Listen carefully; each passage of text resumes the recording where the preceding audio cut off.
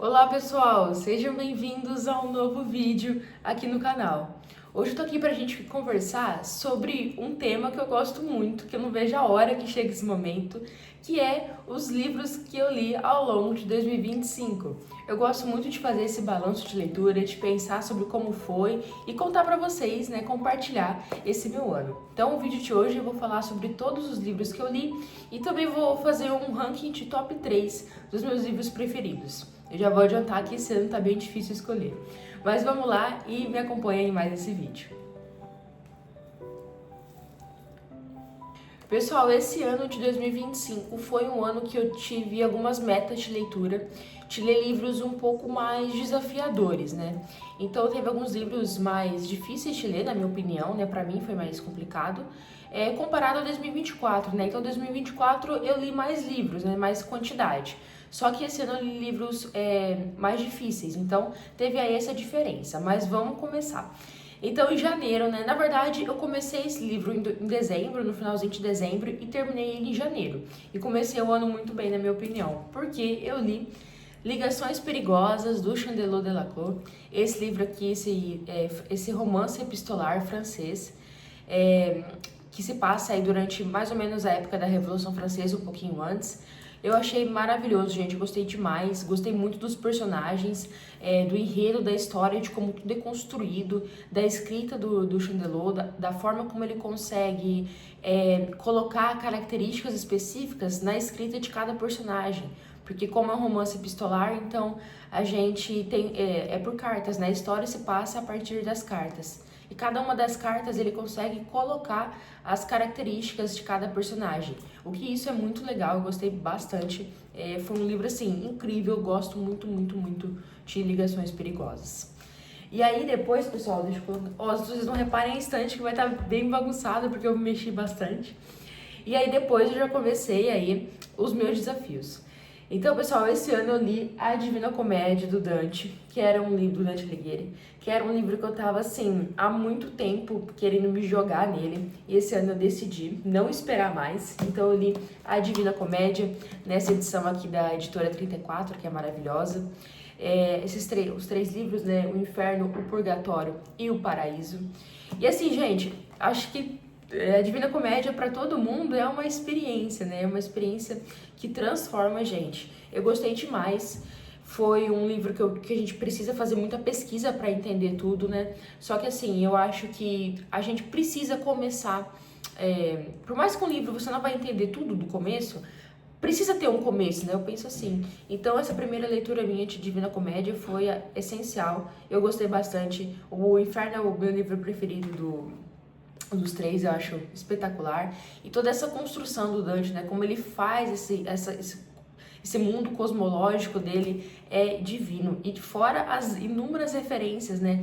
Referências da época dele, né? Porque o livro se passa muito por conta do que aconteceu com ele, né? O Dante foi exilado, ele era um político, ele sofreu diversas coisas, né? Ao longo da vida dele que influenciaram totalmente a escrita da Divina Comédia.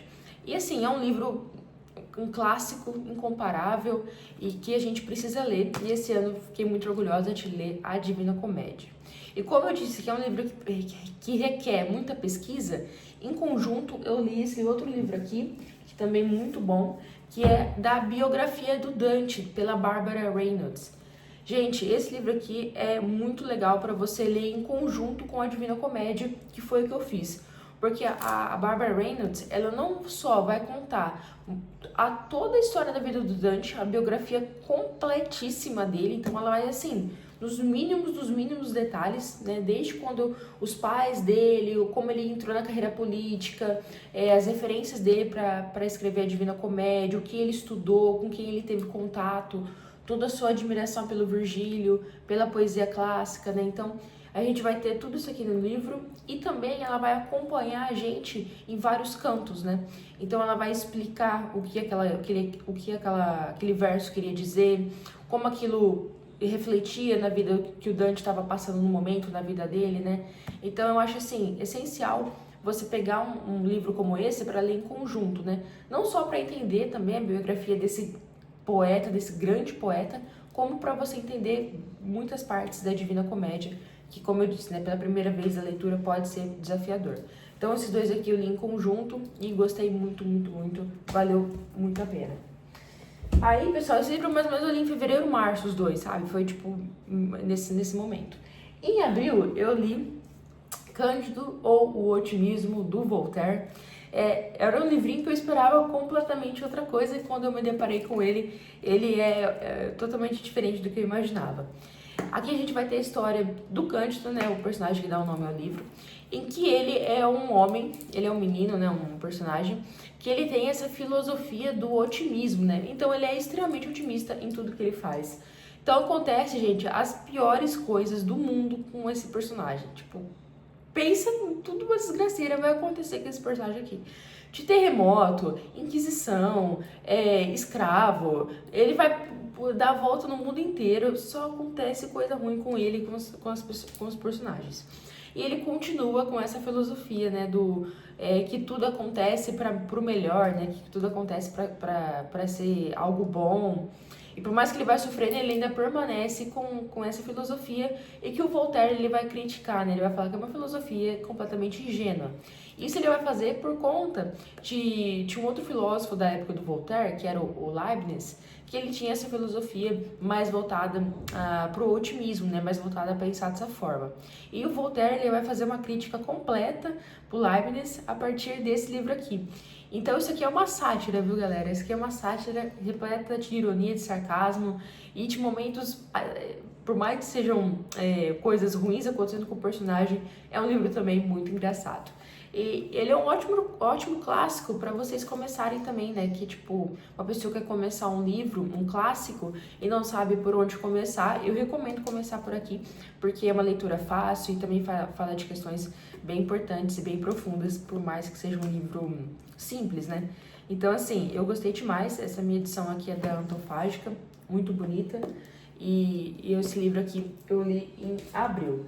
E aí depois, acho que foi em abril também, mais ou menos nessa época, eu li A Letra Escarlate, do Nathaniel Hawthorne. Esse livro aqui que vai falar sobre a nossa personagem principal, que é a Hester Prynne, que ela foi condenada a usar uma letra escarlate bordada no peito. Isso porque ela cometeu um adultério. Então, pessoal, o livro aqui ele vai se passar na Inglaterra, no período do puritanismo, né, nos Estados Unidos, em Boston, só que era uma colônia da Nova Inglaterra, em que o puritanismo era a religião central do momento. Então aqui o Hawthorne ele vai falar sobre temas como culpa, como identidade, como a sociedade condena uma pessoa pelo resto da vida apenas por uma ação, sem entender essa ação. Ele vai falar muito sobre o puritanismo e também sobre redenção, né? E como as pessoas são mais do que só um ato, né? Eu acho, assim, um livro bem importante. Ele é um livro que faz parte também do romantismo sombrio, que é esse livro que tem características um pouco mais pessimistas, que coloca a natureza como um reflexo do interior dos personagens. A ambientação dele é muito legal, eu gosto muito da atmosfera do livro. Então, um livro mais melancólico, um livro mais sombrio, uma atmosfera mais densa. A gente também tem a filha da Hester Prynne, a Pearl, e ela é tida assim como quase um ser místico, né? Então eu gosto muito dos elementos fantásticos aqui que o Hawthorne colocou no livro e indico bastante, pessoal. Eu gostei, é uma leitura bem diferente, ele é um pouco mais denso mesmo, né? Um pouco mais devagar, só que é bem interessante. Então, A Letra Escarlate foi um dos livros que eu li aí em 2025. Continuando, depois eu li um curtinho, umas introduções à filosofia, Apologia de Sócrates, do Platão. Esse ano eu comecei a estudar filosofia por conta própria e foi aí o primeiro livrinho que eu li sobre... começar, né, a estudar um pouco sobre a filosofia, aqui já mais no período socrático. Então, é bem legal. A Apologia de Sócrates, acho um ótimo livro para você começar, facinho. E aqui a gente vai falar sobre os últimos momentos do Sócrates, né, quando ele vai a julgamento por corromper os jovens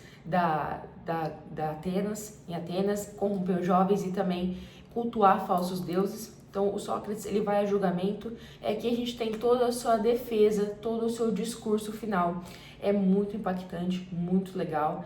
E aqui a gente já consegue pegar diversas características da filosofia do Sócrates, né? Então é muito, muito legal, gostei bastante, gente, recomendo. Continuando, a gente vai ter... Nossa, esse aqui... Galera, esse aqui é assim... Já vou adiantar, né? Esse aqui vai entrar no ranking, que é Crime e Castigo, do Fyodor Dostoiévski. Gente, esse livro aqui não tem como você passar despercebido por ele, né? Não tem como você passar intacto por ele. O Dostoiévski, ele faz aqui um trabalho único com Crime e Castigo. A gente vai acompanhar a jornada do Raskolnikov, que é esse personagem, esse menino intelectual, muito inteligente, mas que está numa situação de miséria em São Petersburgo, está passando por diversas dificuldades financeiras, pessoais, físicas, com diversos problemas pessoais, com diversos problemas financeiros, e ele vai ter uma ideia baseada na sua filosofia, que ele tem uma ideia de cometer um crime, e esse crime se daria para o bem maior da sociedade. Então, para ele tem uma filosofia mais do utilitarismo, em que se uma coisa ruim acontecer com uma pessoa, pro bem de 100, por exemplo, essa coisa valeria a pena e essa coisa seria ideal, né? Seria o certo a se fazer. Então, o nosso personagem principal, ele tem essa filosofia e ele, pensando que seria tipo um Napoleão, né? Seria um grande herói, um grande homem, ele decide cometer um crime. E aqui a gente vai ter as consequências desse crime, não só jurídicas, como também, acima de tudo, na consciência dele. Então, o crime a gente vai acompanhar e o castigo, que vai ser mais ainda o castigo na mente dele, na consciência dele e, acima de tudo, na sua alma. Então, gente, isso aqui é um livro fantástico, um livro que todo mundo precisa ler. Assim, fenomenal. Dostoiévski, né? A gente deixa comentários, não precisa nem comentar, né? Então, Crime e Castigo, um livro que eu li aí em junho. Maravilhoso, muito, muito bom. Depois eu li Frankenstein, tava muito animada. Li Frankenstein, tava muito animada. Eu ia falar, assisti Frankenstein, porque teve um filme também da Netflix que eu também assisti. Aí eu li Frankenstein. Gente, amo, amei. Eu falei muito no vídeo do Frankenstein sobre isso, mas a Mary Shelley faz aqui um trabalho pioneiro. Ela pega elementos góticos, ela é pioneira na ficção científica, ela vai falar sobre temas universais aqui. Então, o monstro do Frankenstein, a gente pode fazer inúmeras interpretações e inúmeras teorias em volta desse personagem aqui. Não só do Victor Frankenstein, né, mas do monstro, né, porque o Frankenstein é o nome do cientista. Então, assim, gente, fantástico. A ambientação que ela faz é maravilhosa. O livro se passa muito na Suíça e a forma como ela coloca esse cenário da natureza junto com os personagens, a maneira que ela constrói a história é, assim, fantástico. É um livro muito, muito bacana. Não é um livro difícil, também é um clássico bem interessante para começar. E se você gosta de gótico, assim como eu, tem que estar na lista, né? Não tem como não ler Frankenstein. Essa minha edição aqui também é da Antofágica, muito bonita, tem diversas ilustrações. Todo o livro, acho que eu esqueci de comentar isso no vídeo que eu falei. Todo o primeiro capítulo, né, começa aí com essas letras, tipo gótica, assim, né, a caligrafia gótica mesmo, né, e tem todos os desenhos, muito bonito, gente. O livro é perfeito, maravilhoso, gostei demais. Então, Frankenstein foi o meu livro de agosto. Acho que junho e julho eu li Crime e Castigo e Frankenstein eu li em agosto. Aí, pessoal, esse livrinho aqui eu comecei no começo do ano e fui assim lendo aos poucos, sabe? Não peguei e li de cabo a rabo inicialmente, fui lendo aos poucos. Que é o livro da literatura. É um livro bem interessante para você pegar um contexto geral da história da literatura. Então, às vezes, a gente pode ficar um pouco perdido, né? Por exemplo, em que momento que o Frankenstein foi escrito? Foi no romantismo, mas tem características do gótico? O que foi o movimento gótico? Ou, por exemplo, o Cândido ou Otimismo, em que momento ele foi desenvolvido, o que ele é, a Divina Comédia. Então, é bem legal porque ele vai fazer um aparato geral, desde os épicos, né, dos livros épicos, como a Odisseia, a Odisseia, a gente tem os livros do Rei Arthur, então as fábulas de Esopo, então todos esses primeiros livros de épicos, e aí vai prosseguindo, né? Então a gente tem livros do Renascimento, livros do Romantismo, do Realismo, e aí a gente vai até modernismo, pós-modernismo. Então o livro aqui ele vai fazer um aparato geral da história, e em cada momento vai ser assim, por exemplo, eles vão pegar um momento histórico, né? Então, tipo, no ano de 1623 a gente tem o primeiro fólio do Shakespeare. Então ele vai falar sobre o livro do Shakespeare e o momento histórico em que ele foi desenvolvido. É bem legal. Dá pra você entender muito sobre a história da literatura com esse livrinho aqui. Eu achei bem legal, dá pra você ter aí diversas reflexões sobre a literatura mesmo em geral. E depois eu li um livro nessa mesma pegada, né? Eu comecei a ler no começo do ano e fui lendo aos pouquinhos, que é, gente, a história da arte. É um livrão. A história da arte do professor Galbraith. Gente, esse livro aqui, ele vai fazer também muito parecido com o da literatura. Ele vai pegar o momento da arte e vai fazer toda essa cronologia até os dias atuais. Então a gente tem da pré-história, as artes rupestres, até o modernismo, nesses movimentos de arte que a gente tem hoje em dia, né? As exposições, esqueci o nome que se dá, instalações, então ele vai fazer todo esse período. E assim, eu gosto muito de arte, né? Qual eu comento com vocês nos vídeos. Então é bem interessante para você estudar a história da arte. Às vezes é difícil você encontrar conteúdo por aí, né? Mas esse livro aqui vai falar muito sobre todos os períodos. E claro, ele vai analisar obras, então a gente tem muitas análises de artistas que foram importantes no período. Então a gente vai ter uma análise bem grande do Leonardo da Vinci, por exemplo, né? Que é um grande nome. A gente tem do Giotto também, que é um dos pioneiros do Renascimento, com a perspectiva, a profundidade. Então, a gente tem muitas obras de arte. É um livro lindo, gente. É um livro fantástico. Aqui, ó, do Michelangelo. Então, ele vai ter até partes assim, ó. Eita. Que são, tipo assim, a pintura inteira, sabe? De tão lindo que é. Olha, maravilhoso. É um livro que vale muito a pena. Eu gostei demais. Demorei, assim, um tempão pra ler, porque eu fui lendo aos poucos. Só que você tem aí você vai ter tudo que você precisa saber sobre artes, né? Aí depois você vai pesquisando mais, porque não vai, claro, se aprofundar em tudo. Só que você vai ter um conhecimento geral a partir desse livro aqui. Então, muito bom. Deixa eu ver pra dar uma equilibrada. Aí, pessoal, continuando meus estudos de filosofia, eu li A República de Platão, e esse aqui já me pegou mais, porque esse aqui foi muito mais difícil do que a Apologia de Sócrates. Aqui o Platão ele vai falar basicamente do que seria a sua república ideal, né? Essa cidade perfeita, essa cidade ideal. Então ele vai até fazer um questionamento se isso não seria uma utopia. E até para ele é sim uma utopia.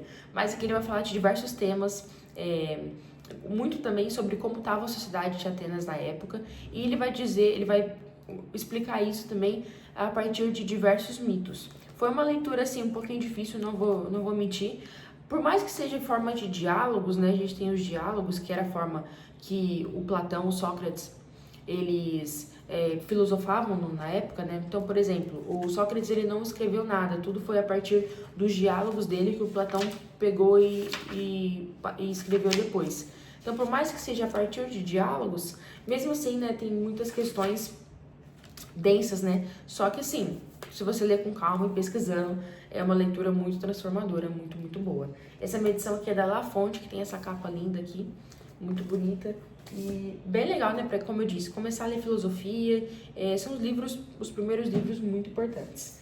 Depois, galera, eu quis dar uma acalmada, ler um livrinho mais facinho, então eu li Sempre Vivemos no Castelo, da Shirley Jackson. Esse aqui já é um livro do século XX, é uma história de duas irmãs que vivem em um castelo, em uma casa.